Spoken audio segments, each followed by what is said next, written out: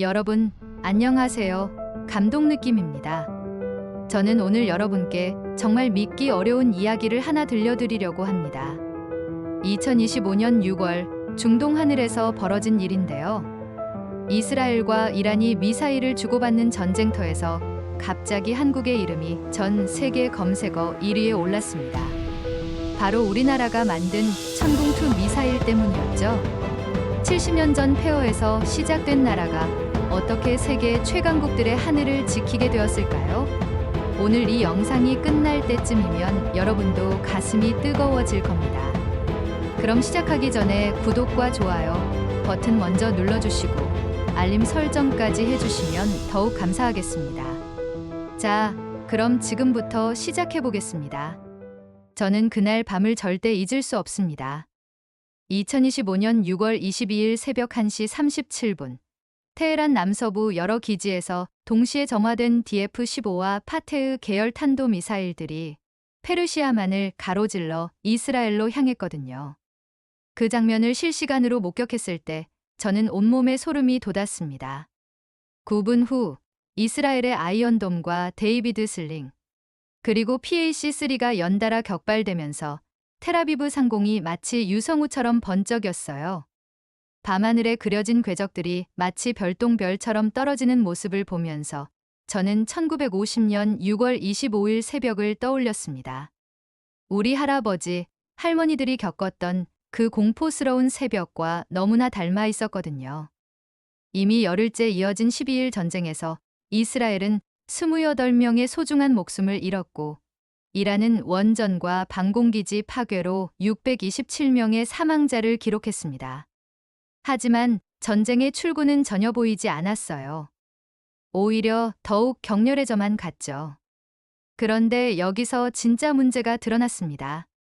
무적이라 여겨졌던 이스라엘의 PAC-3 미사일이 창고에 단 14발밖에 남지 않았다는 충격적인 사실이 알려진 겁니다.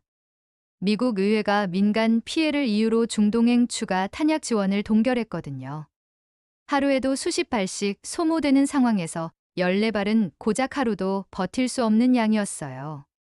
현지 BBC 앵커가 생방송에서 이렇게 말했습니다.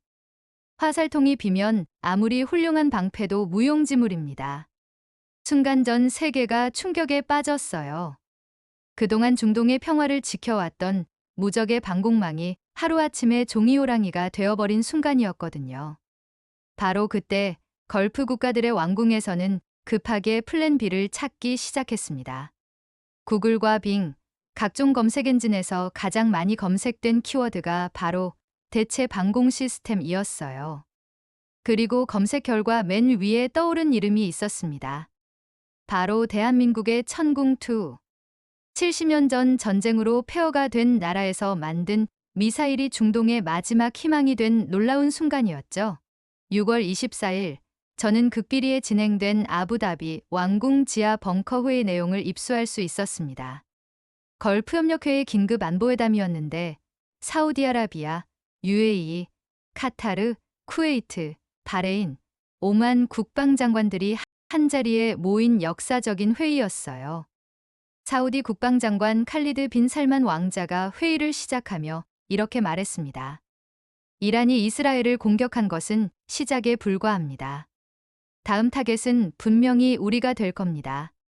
UAE 국방장관도 심각한 표정으로 고개를 끄덕이며 말했죠. 우리의 석유와 가스 시설, 그리고 담수화 플랜트까지 모든 것이 위험에 처했습니다. 워싱턴 전쟁연구소의 최신 분석 보고서가 회의 테이블 위에 놓였어요.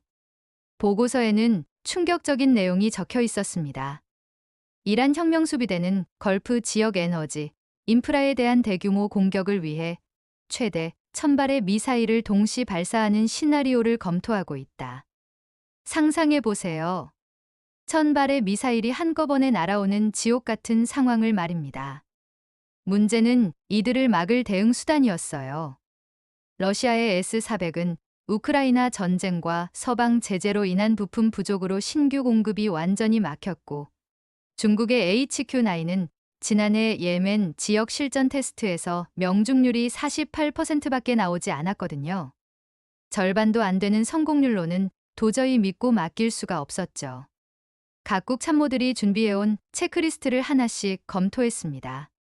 성능, 가격, 기술 이전 가능성, 납기, 정치적 리스크까지 모든 항목을 꼼꼼히 따져봤어요. 그 결과 모든 조건을 만족시킨 유일한 후보가 바로 한국의 천궁2였습니다. 탄당 가격은 PAC3의 절반 수준인 300만 달러, 핵심 기술 이전 30%, 납기는 18개월. 게다가 한국은 미국의 동맹국이면서도 중동 지역에서 정치적으로 중립적인 입장을 유지해왔거든요. 사우디 합참의장이 농담 반 진담 반으로 이렇게 말했다고 합니다. K-팝과 K-드라마만 있는 줄 알았더니 K-쉴드도 있네요. 이 말이 회의록에 그대로 남았을 정도로 분위기가 달라졌어요. 바로 그날이 6월 25일 6.25 전쟁 75주년을 사흘 앞둔 시점이었습니다.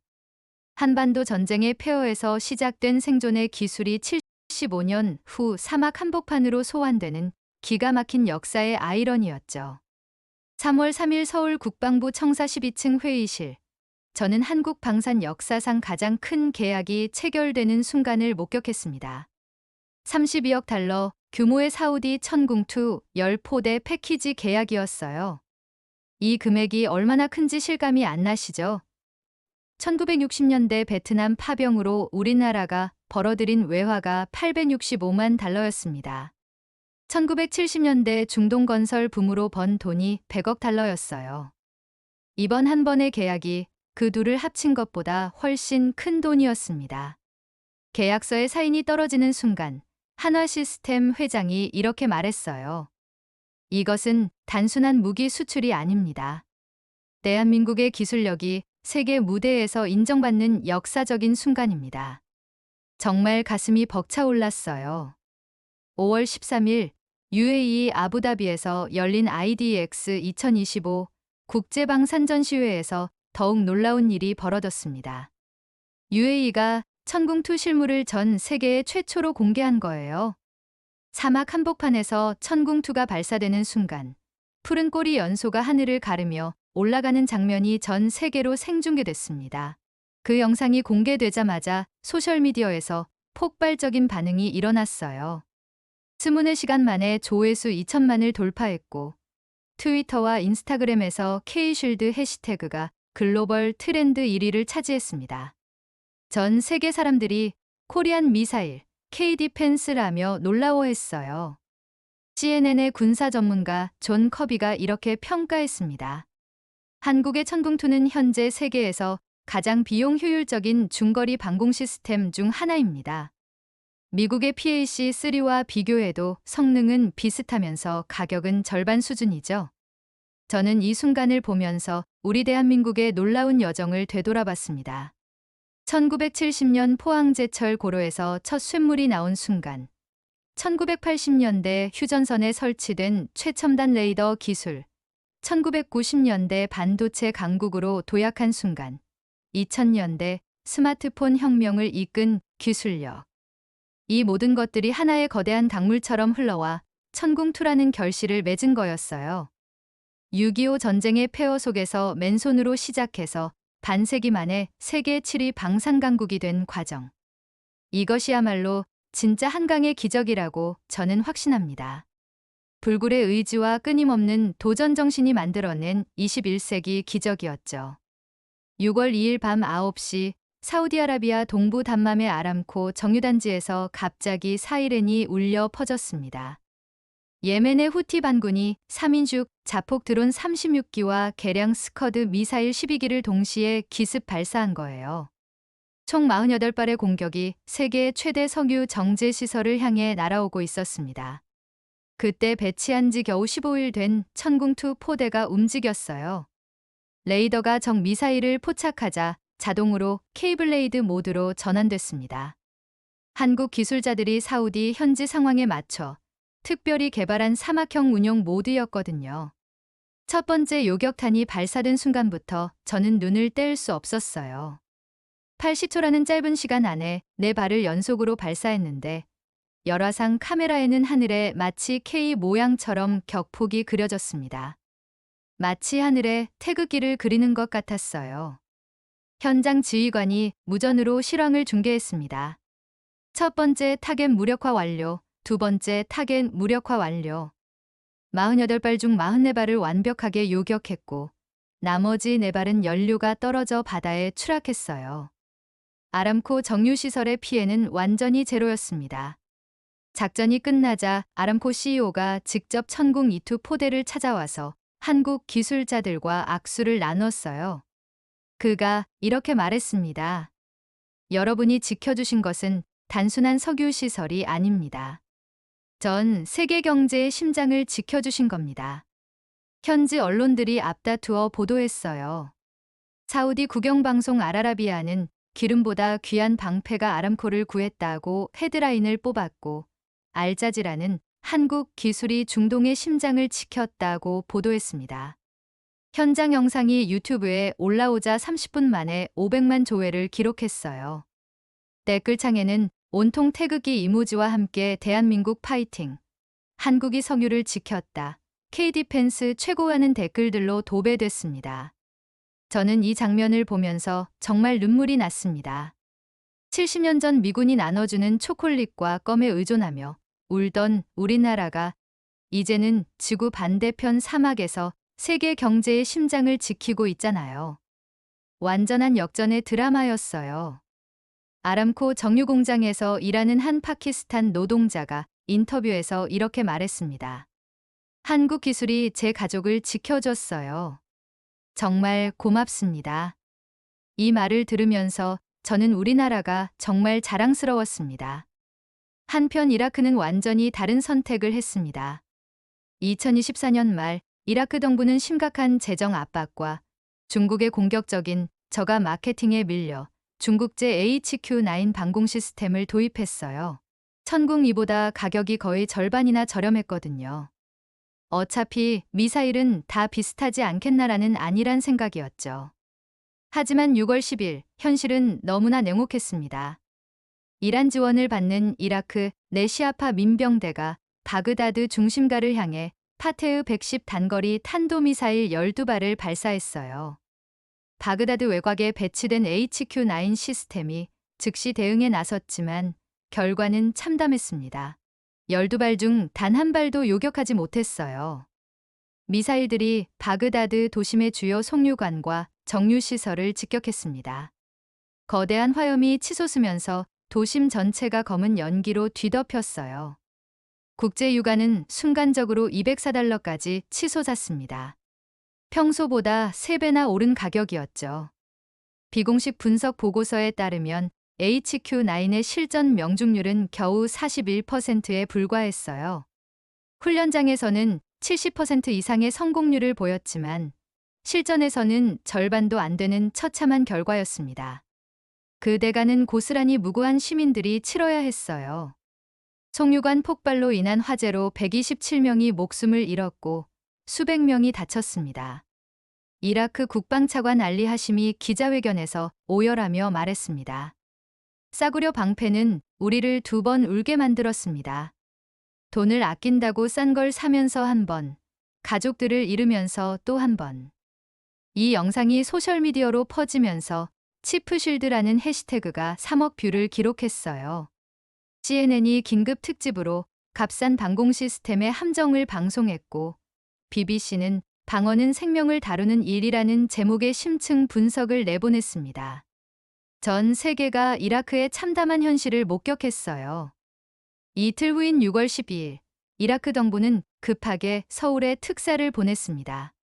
25억 달러 규모의 천궁2 8포대 긴급 구매 의향서를 들고 왔어요.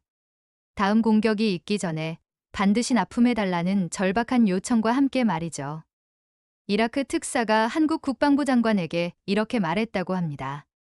우리는 돈을 아끼려다가 더 큰 대가를 치렀습니다. 이제는 믿을 수 있는 기술이 필요합니다.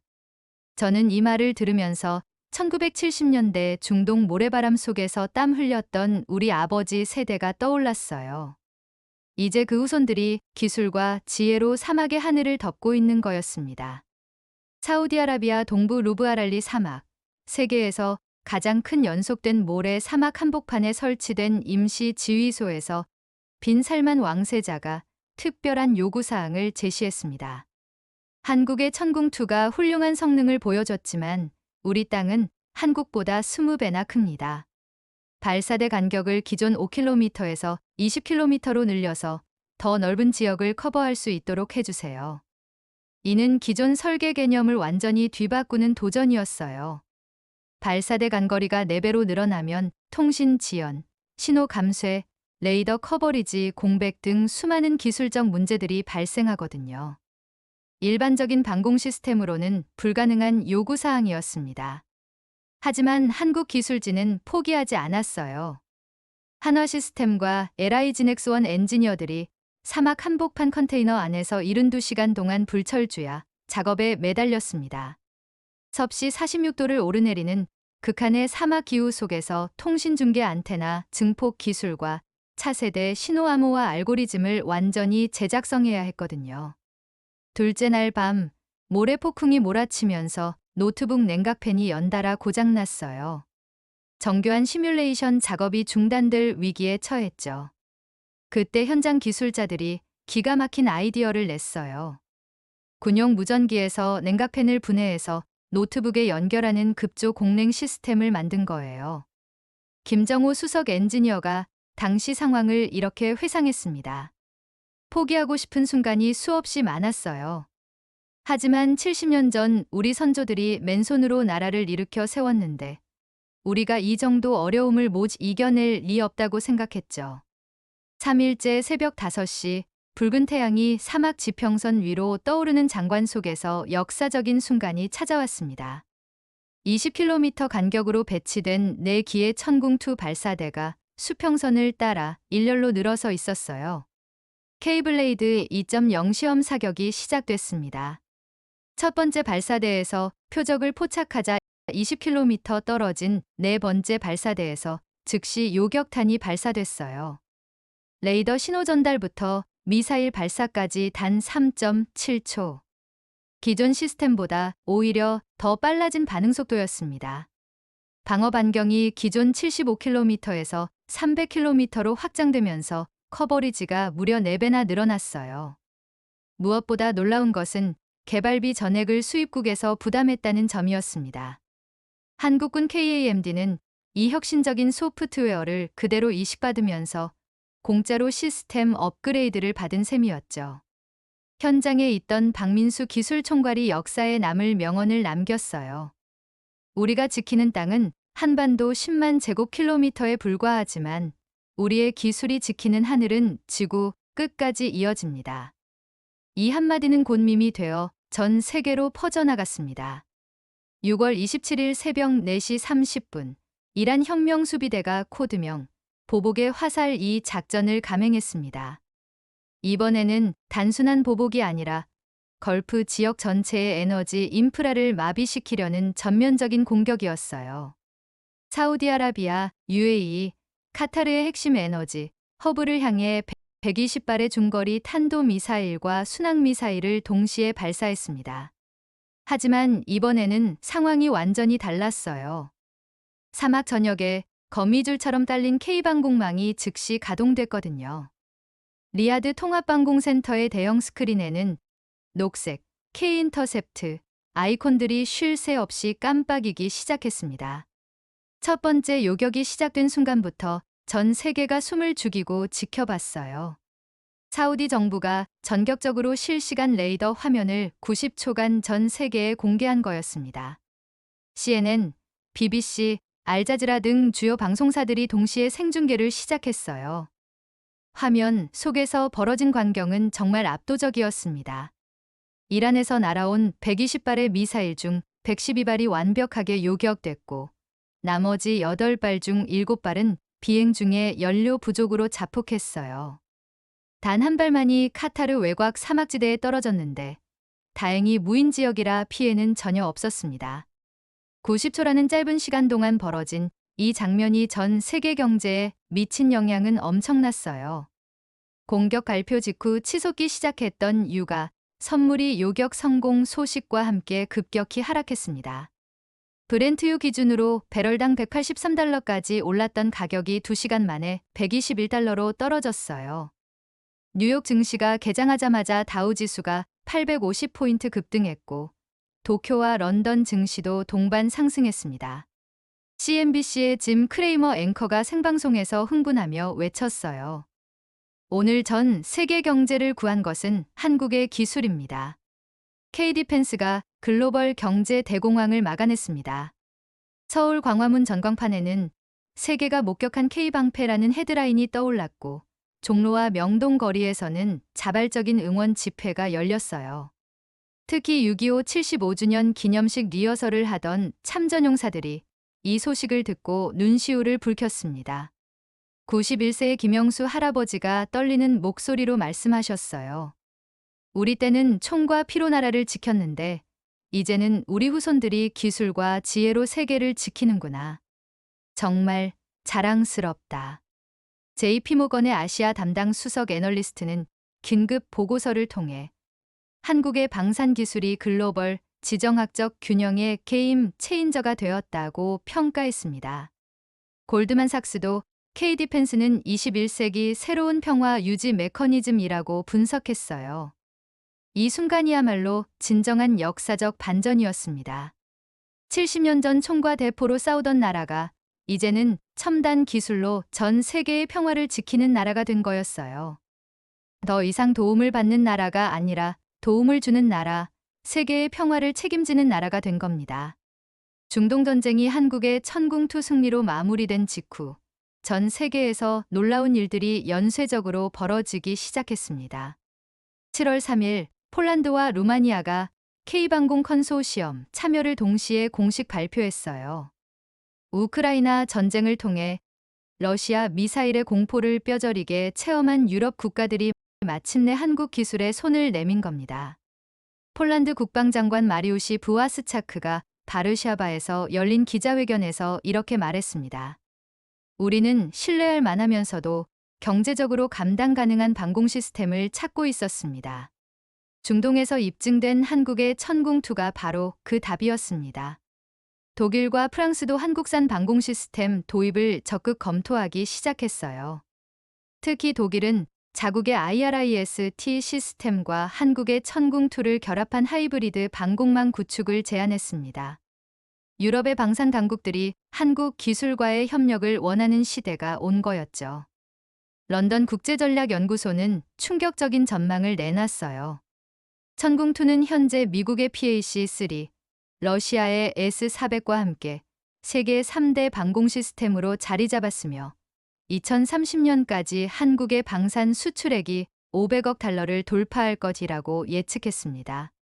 현재 150억 달러 수준에서 3배 이상 뛰는 규모였어요. 하지만 저는 이런 숫자보다 훨씬 더 큰 의미가 있다고 생각해요. 바로 사람들의 마음이 바뀐 거였거든요. 전 세계 사람들이 한국을 보는 시각이 완전히 달라졌어요. 더 이상 K-팝과 K-드라마의 나라가 아니라 세계의 평화를 지키는 기술 강국으로 인식하기 시작한 겁니다. 서해백령도 초계함 레이더실에서 근무하는 이준호 상병이 어머니에게 보낸 영상 편지가 유튜브에서 화제가 됐어요. 엄마, 제가 지키는 이 레이더 뒤에는 천궁2가 있어요. 우리 기술이 우리 하늘뿐만 아니라 지구 반대편 사막의 하늘까지 지켜주고 있습니다. 정말 자랑스러워요. 미국 MIT의 한국학연구소장 존 덜러리 교수가 워싱턴 포스트 기고문에서 이렇게 썼어요. 한국은 20세기에 한강의 기적으로 경제적 성공을 이뤘다면 21세기에는 K-디펜스의 기적으로 전 세계 평화에 기여하는 나라가 되었다. 더 놀라운 것은 젊은 세대들의 반응이었어요. 전 세계 대학생들 사이에서 한국 유학 붐이 일어났습니다. 특히 항공우주공학과 방산공학 분야에서 한국행을 희망하는 외국인 학생들이 급증했어요. 카이스트와 서울대 대학원에는 미국, 유럽, 중동에서 온 우수한 학생들의 지원서가 쇄도했습니다. 사우디 리야드에서 공부하고 있던 압둘라 알사우드가 한국어로 올린 SNS 게시물이 화제가 됐어요. 한국이 우리나라를 지켜줬으니 이제 저도 한국에서 공부해서 평화를 지키는 기술자가 되고 싶습니다. 한국 감사합니다. 1950년 6월 25일, 우리는 도움을 받던 나라였습니다. 유엔군의 지원 없이는 살아남을 수 없던 약소국이었어요. 2025년 6월 27일, 우리는 세계를 지키는 나라가 되었습니다. 75년이라는 시간 동안 이뤄낸 완전한 역전의 드라마였죠. 그리고 이 길은 이제 막 시작일 뿐입니다. 우주 방어, 사이버 방어, AI 기반 미래 전장까지. 한국의 기술이 지켜낼 새로운 하늘들이 무한히 펼쳐져 있어요. 우리의 다음 이야기는 어떻게 쓰여질까요? 여러분, 오늘 이야기는 어떠셨나요? 저는 이 이야기를 준비하면서 정말 많은 감동을 받았습니다. 75년 전 전쟁의 폐허에서 맨손으로 시작한 우리나라가 이제는 전 세계의 하늘을 지키는 기술 강국이 되었다니 정말 믿기 어려운 일이죠. K-팝과 K-드라마로 문화 강국이 된 것도 자랑스럽지만 이제는 K-디펜스로 평화를 지키는 나라가 되었어요. 우리의 기술이 지구 반대편 사막에서 무고한 사람들의 생명을 구하고 세계 경제를 안정시키고 있습니다. 이것이 바로 진짜 대한민국의 실력이에요. 불굴의 의지와 끊임없는 도전 정신, 그리고 세계 최고 수준의 기술력. 우리는 정말 자랑스러운 나라에 살고 있습니다. 혹시 오늘 영상을 보시면서 가슴이 뜨거워지셨나요? 우리나라가 자랑스러우셨나요? 그렇다면 구독과 좋아요, 그리고 알림 설정까지 꼭 부탁드려요. 여러분께서도 비슷한 경험이나 감동적인 사연 또는 궁금한 점이 있으시다면 댓글로 언제든 남겨주세요. 감동 느낌에서는 여러분이 보내주시는 모든 사연과 질문에 정성껏 답변드리겠습니다. 다음에도 더욱 감동적이고 자랑스러운 우리나라 이야기로 여러분을 찾아뵙겠습니다. 오늘도 영상 시청해주셔서 정말 감사하고 여러분 모두 행복한 하루 되세요. 감동 느낌이었습니다.